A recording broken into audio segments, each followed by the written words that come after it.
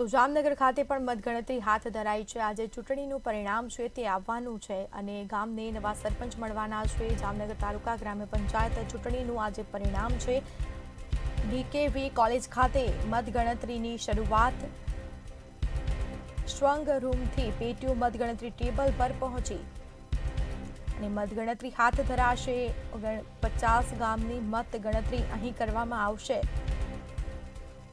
8 રૂમમાં મતગણતરીની વ્યવસ્થાઓ કરાઈ છે।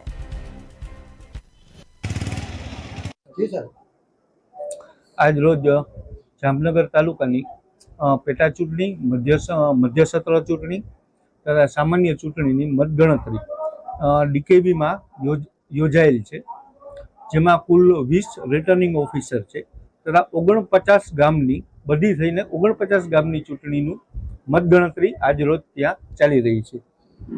તેમાં કુલ અમારે 20 આરઓ દ્વારા, રિટર્નિંગ ઓફિસર દ્વારા 8 રૂમમાં અલગ અલગ જગ્યાએ મતગણતરી શાંતિપૂર્ણ શરૂ કરી દેવામાં આવેલ છે અને જેમ જેમ રિઝલ્ટ જાહેર થાય તેમ બહાર એનાઉન્સ કરી અને રિઝલ્ટ જાહેર કરવામાં આવેલ છે। લગભગ 100 જેટલો સ્ટાફ છે અને અલગ અલગ રાઉન્ડ છે, એટલે આમાં ગ્રામ પંચાયતમાં રાઉન્ડનું કોઈ ઓલું હોતું નથી।